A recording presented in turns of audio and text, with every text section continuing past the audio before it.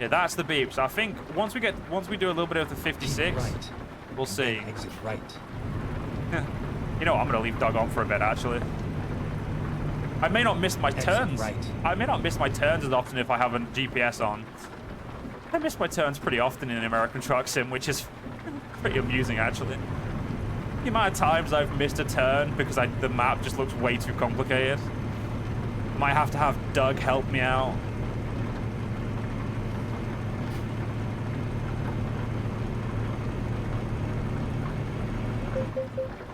Interesting. The game thinks I can go 35 on 31. It looks like it's 4 miles an hour. Don't you love the exchanges that are just a giant noodle ball in ATS? No, I don't, because they're the ones I get lost on.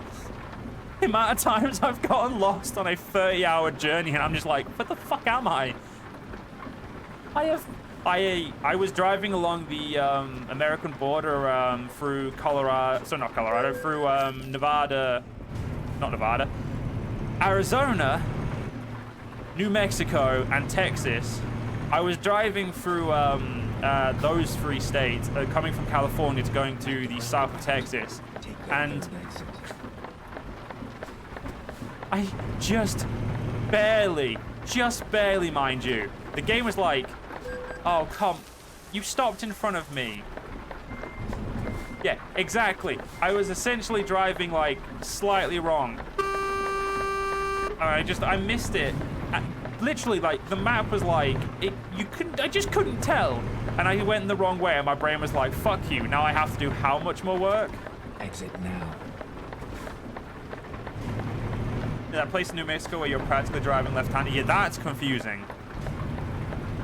I mean, don't get me wrong, I'm English, and I'm used to driving on the left side of the road in video games. I don't actually drive in real life because, money. But yeah, no, I'm used to driving on the left side, but in, like, American Truck, it just feels wrong.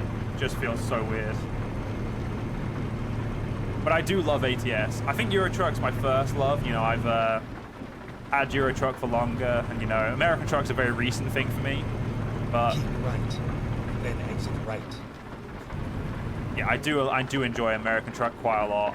I think Exit right. the longer journeys are way more fun in American. They are, like, obviously the map size is very different as well, which impacts it. At the roundabout, take the first exit. Exit now. Is this a daft? Please be daft. Please be. Damn it! Go straight. Now I have to figure out where a daft dealership is. Fuck. Turn right. I wonder if there's a job to Amsterdam here. You have arrived at your destination. That would actually make my life Your route really guidance nice. is now finished. Thank you, Doug. Oh, it's one of these ones. One of my, Yep, just ignore the fact that I definitely hit the wall there. Just, didn't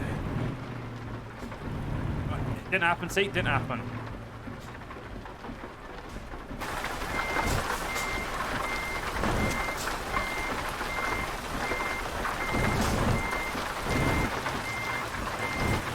I haven't got into an accident on ATS yet. I've gone the wrong way, but I've never got in an accident. Come on, Joe, what are you doing? Absolutely messing up this.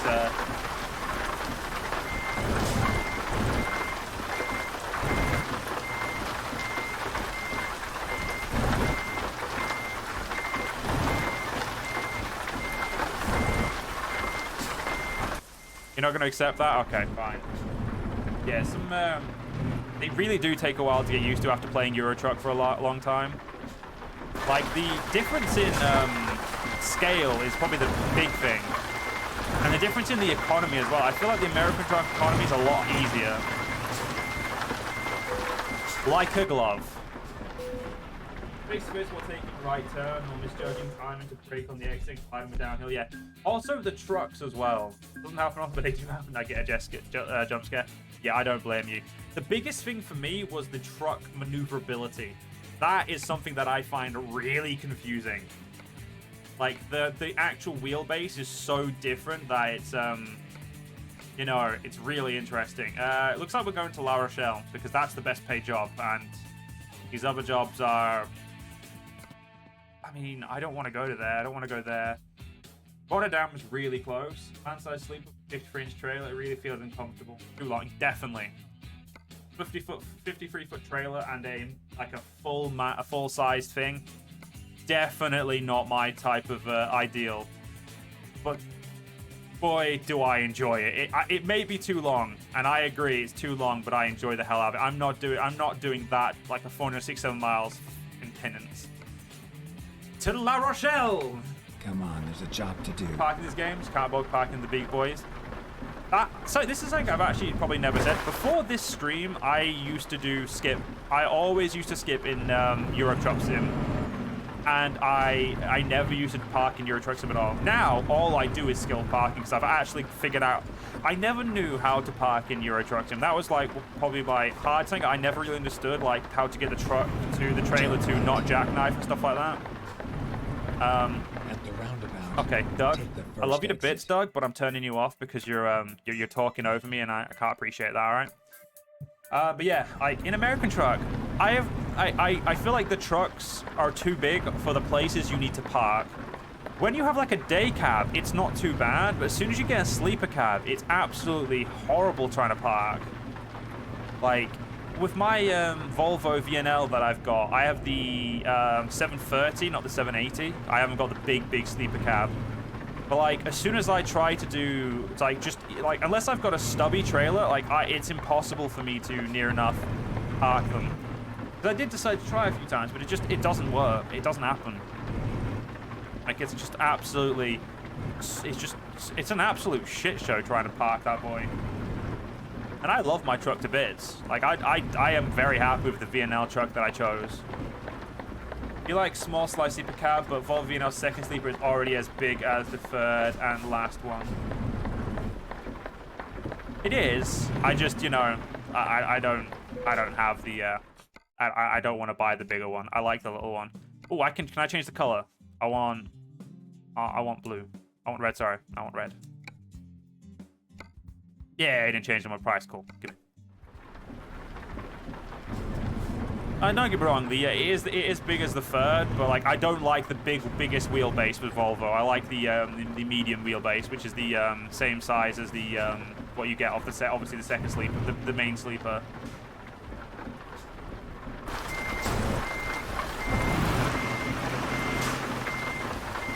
Oh, I already got it.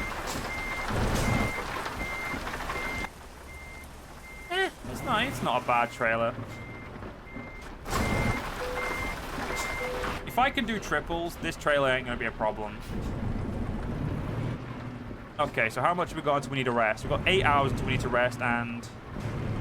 Oh, this job, we don't need to rest on this job. Perfect. Okay, let's plan the route.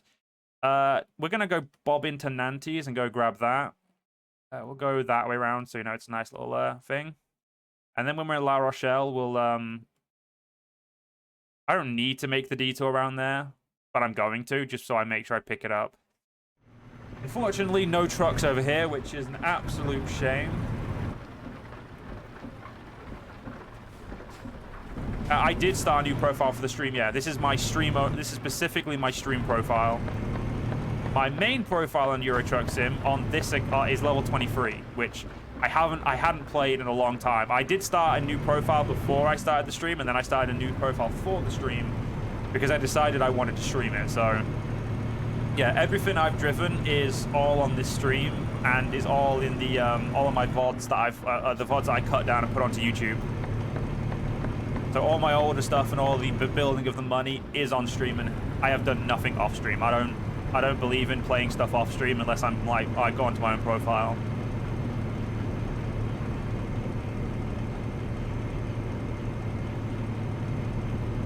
All streamers you watch have ADHD. Well, there's a lot of people with ADHD these days. A lot of people being, you know, finally diagnosed with it.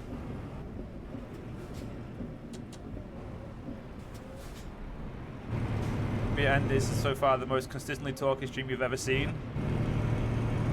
See, ADHD, like, ADHD is an unwritten requirement to properly stream. I feel like a lot of streamers who are definitely very big and very much into like the most streaming is definitely a lot of talking. I don't like I think a lot of people who go into streaming are people who like gaming, and they see people they like streaming. They don't really realize what goes into being someone who streams, someone who plays video games on like for a general populace in person. Like it's the same with content creation. Like just doing a YouTube video, you have to talk a lot. Like it's you can't have dead space too often. So either talk about the game, or talk about your life, or talk about your opinions and stuff like that, which is pretty much what all YouTubers do. And I've done YouTube for a long time. I like long-form content, so me talking shit is second nature. And also having ADHD means I can flip-flop from topics by accident without meaning to. Or I can completely forget what I was talking about, which is another fun thing I have. But no, the ADHD tag on Twitch is probably not the most compelling. How small is my channel? My YouTube channel is about about 9,500 subs, but I got bigger on YouTube years ago, and then I got big off of YouTube back like when 1,000 was actually considered very good. But I've had numerous points where I just let the channel drop off because I had stuff in my life that I prioritized. So my channel's not big at all, but wait a minute, how is this channel small? That's because I play strategy games and I do long-form content. I don't specifically do, what's the word? I don't specifically do edited content. I don't waste my time on it. I don't like to sit and edit a video. It's not something I enjoy. So, and also finding something that I consider funny that I think other people would consider funny is also a big thing that I feel like I would need someone to help me with, and I just prefer long-form content. I like uploading stuff like that, which is why I've come back to streaming again, because I used to stream. I streamed a year ago, and then I stopped. I streamed a year ago for a few months, and I was doing pretty good, and then I just decided to stop because things in real life got in the way, and I had some problems with friends, and so I just stopped. But I do enjoy streaming, and I've always enjoyed doing YouTube videos, but it's finding the time these days. I mean, so many people started streaming because of COVID, and streaming got a bit filled up, and also talking shit isn't always what people enjoy. Sometimes some people do enjoy quieter people and people who would just talk very specific stuff. Quickly pull over as well, so we let this brown car in. We got to be an absolute lad for this guy. And now I'm going to find myself in a situation where I can't get through. Absolutely done there, didn't I? Absolutely done.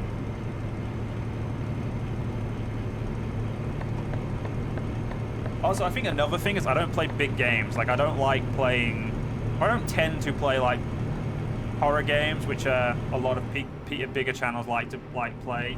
I don't play day one releases of AAA titles, and I don't get keys to games early, and stuff like that can really impact sizes of channels as well.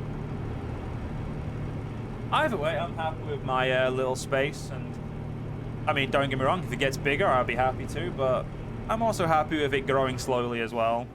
No, not too slowly, preferably, at a constant pace of growth, but I'm happy with whatever happens.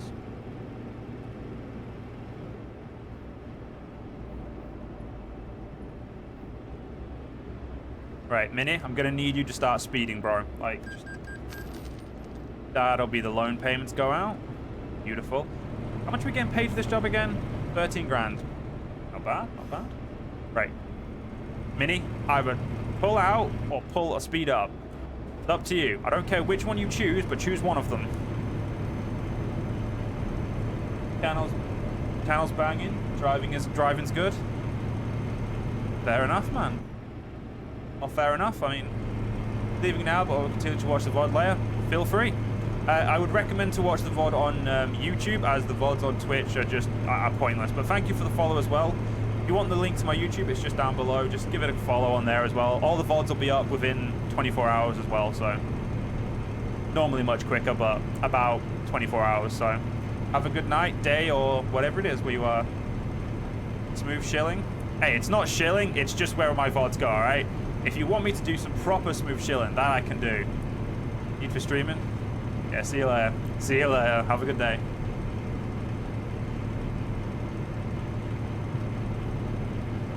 What the fuck does that say? Why do I... Oh, shit. Stop trying to... Really got to stop trying to read stuff.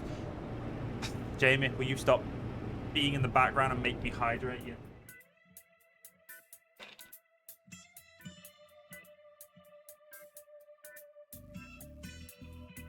Thank you, Jamie. Back to speeding now. Have you just been lurking this entire time waiting to get me with that again?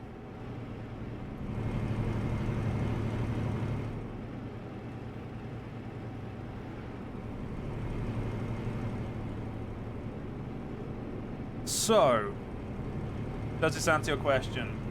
Don't you dare do it. Don't you do it. Don't stop me from being able to swear. I need to take that off. I need to take that off so badly.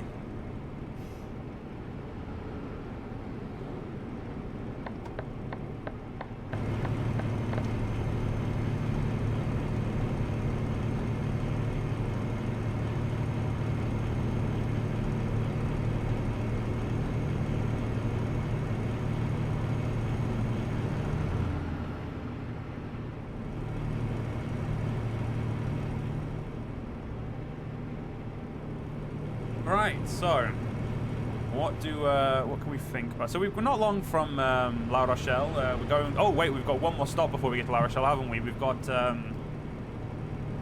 long have we got left of this trip? Because 3 hours and 4. Okay, we've got loads of time. So we've got one stop first, which we're going to go get a question mark. I don't know what the question mark is. I'm pretty sure it's a recruitment center. We are doing a horrible job of getting ourselves to a DAF dealership. We're going everywhere but at this rate. Like, I mean, like, holy shit, like, we're doing such a bad job of getting these trucks. Like, the worst thing is, we can afford 2 trucks now. Be lucky when I try and make your daughter's temporarily out of stock. Good. Yeah, pos check, thank you, Jamie. And to stretch. Well, I can't exactly stretch while I'm driving, but... There you go. Happy. Not a coward, it's just being, it's called being intelligent.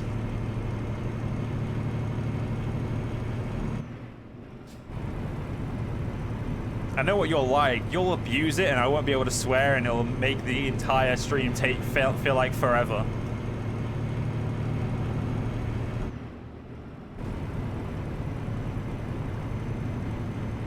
Keep calling me a coward. We'll see what happens to your D&D characters. That's the one threat I have as a DM. Oh, just as a little PSA. Everyone out there who, you know, who DMs, if your players talk bad to you, you know what to do. Punish their characters. You don't have to be upset with them. Just take it out on their characters. Make their characters scream. No, don't obviously kill them. You know, that's just mean. Coercion? You mean... Wait, what are you trying to say, Jamie? Okay, let's just take, you know, move over into this one. I mean, can you ever spell? But yeah, let's go back to... So, earlier we were talking about the coercion. Oh, you mean coercion? I mean, D&D players should just do, you know, they should behave. Let's talk about, you know what, on the topic of D&D, let's talk about it. We've talked about the D&D movie and the fact that that's coming out soon, I believe the 31st of March, and obviously we've seen some reviews, but like I said, don't trust if... I will ban you if you keep with that bullshit.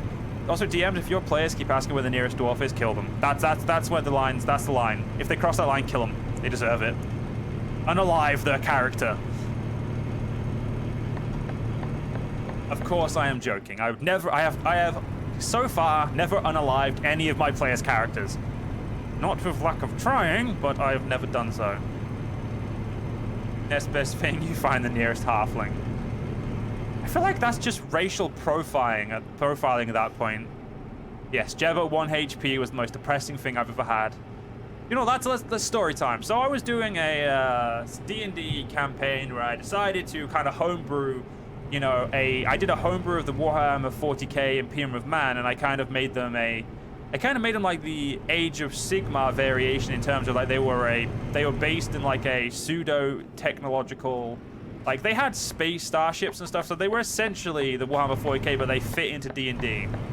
And essentially they were invading Faerun, which was really cool, and I you know, got my players to go along, and everyone was going great. They were having fun, and they put their foot in their mouth at one point. And one of my characters, called Jeb, I was doing a good job of, you know, getting him down, you know, taking his health, you know, keeping the in like a hard fight and whatnot. However, I get him down to 1 HP, and I'm like, well, this NPC, you know, needs to knock this character out. And I could not, for the life of me, hit the character with 1 HP. At all. Like, as a DM, you don't want to obviously kill your players. Making sure I'm going. You don't want to kill your players. Like, you don't want to do that. That's obviously as a DM, your job is to tell a story through your players, through their actions and through what they do. You are, as a DM, you're meant to just tell a story that they're living. You know, and you know, you should never obviously actively go work against your players. Oh wow, Mercedes-Benz dealership. Not what I wanted, but you know, if it was a DAF dealership, I'd be happy. But yeah, like, never try and kill your players. But the fact that I, in this moment, could not down the player who was essentially needing to get downed, really upset me. I couldn't, for the life of me, put him, like, lay a hit on him. It was honestly painful. But no, I think that was a very fun campaign. I am currently doing a campaign for my friends where I'm doing my own homebrew continent as well, which is going really well. I do like the idea. I have done a lot of work on that. And speaking of that, after the stream, I'll probably be working on that some more instead of playing American Truck Sim. Probably being the key word there, because I will probably forget and end up playing American Truck Sim instead. And indeed, Jamie, I could not break his shell. You don't like, turtles are so powerful. Like, their AC without any armor is normally really high. It's just so depressing. Like, hurting him just doesn't work. But now, as a DM, I say this because there is a lot of DMs out there who, especially people who are new to D&D, who... That was close. Especially people who are new to D&D who, they don't like, they're like, okay, I'm gonna rephrase this. Let me just respond to you, Jamie, and then I'll finish this train of thought. You're gonna have to plan the world. We've done a lot already and wing the actual sessions. Yeah, I mean, right. So, a lot of people who start DMing, there's like a couple of like. I like to believe that there's no such thing as a bad player in D&D or a bad DM. I like to believe that there's no such thing as that. Obviously, there is people who are bad DMs and bad players, but I like to believe that every person has the ability to be a good D&D player or a good DM. The problem I think bad DMs who want to, you know, kill their players, I think they're the type of players who've had DMs who are like that, and I think they do what their DMs did, and they, you know, try and murder them. So, and the reason I'm bringing this up is, I think that a lot of people who get into DMing and want to tell a story and want to do DMing, I think they really need to. I think the first thing players like that, like people who want to DM, need to think about is, why am I DMing? Like, it's not, you know, ooh, I want to DM and then I'm gonna be super harsh, make every encounter really hard. Because hard combat's, you know, perfectly fine. Like, make hard combat. I do it all the time. I love it. I love hard combat and making my players earn the victory, and then, you know, I pretty much give them role play for the rest of, like, 5 sessions later, for 5 more sessions. But yeah, always just basically what I'm trying to say while I'm rambling is find a like, if you're a DM and a player pisses you off, or you're you're upset at a player, or you don't like what they're doing, don't take it out on their character. Don't take it out on them. Just talk to them. Like, you know, as a DM, if you ever feel the reason to want to kill your player because they're upset you, or, you know, they're being a dick or they're being an asshole or you're not happy with them, always talk about it. Though if your player eggs you to kill them and says you daren't do it, that's where you should just do it. Just kill them. Make them regret ever challenging the DM. Obviously, if you're all good friends. Yeah. Basically, long story short, guys, and what I'm trying to say in this ramble here is a good DM doesn't kill their players for no reason, or doesn't kill their players in a just because they can. You kill them by accident, or you kill them with their consent. That's probably going to be the hardest one for people to understand, is killing a player's character with consent, or like, you know, a player's character death with consent.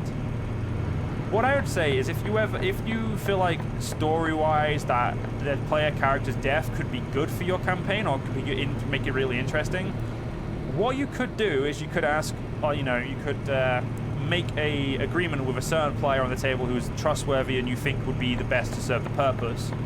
Let them know, and then, you know, between you and that player, you know, kill off their character, you know.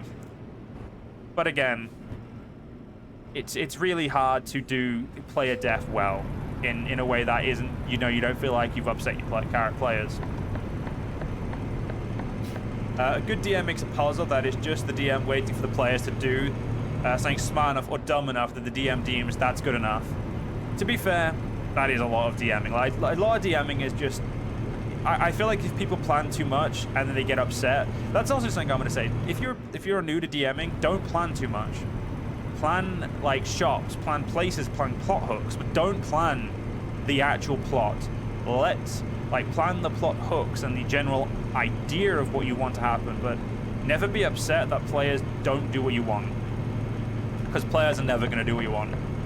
If I had a session where the players did exactly what I expected them to do, I'd probably have a heart attack because it went well, like it went perfect. Like, but that never happens. All my D&D sessions go awry. Nothing happens exactly as you're expected to. But long story short, because I feel like I'm laboring the point here. D&D or DMing and like DMing. Jesus Christ, that was a long little pause. DMing is an art. It is a storyteller telling a story in a way that is like played via the player. So you are essentially orchestrating a story for players, and they are reacting to the story and changing it as they play. If they don't change anything of your story, then you're just telling people a story, and they are doing things. It's like they're basically reading a book. Like they're not there to read a book. They're there to get involved and play, and, you know, do change stuff and be not what you want, probably not what you're wanting them to be. So all I can say as a DM of like 2 or 3 years,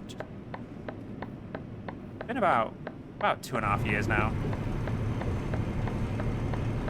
It's all a pick a path storybook. It's not even that. It's just never plan everything. Always leave a lot of room for change and, like, you know, messing about. But anyway, let's move on to a different topic because I feel like I've labored that point a little bit. What can we talk about? Well, at the moment, we're very close to Le Havre. We're very much nearly there. Or not Le Havre, sorry. La Rochelle. We're nowhere near Le Havre. But yeah, we're nearly where we need to be, which is nice.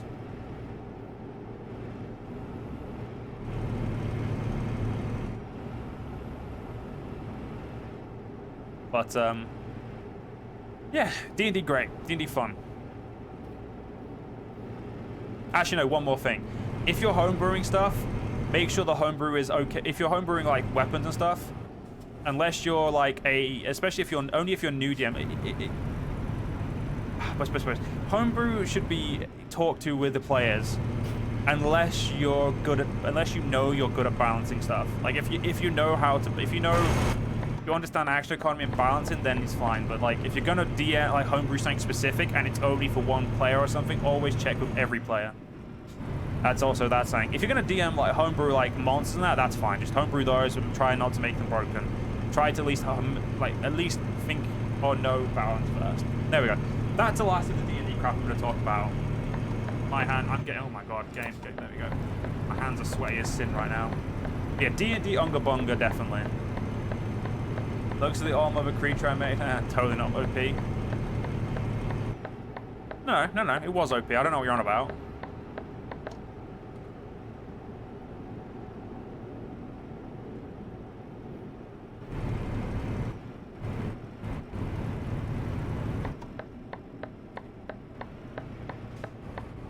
Oh yeah, no, actually no, this is the last thing. If you are new to DM, do not change stat blocks of creatures that are already made.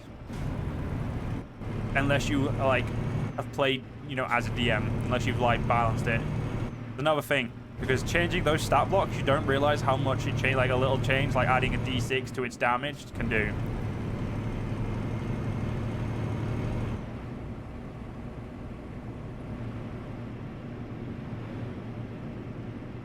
I also like how I'm purposely going the longer way for this.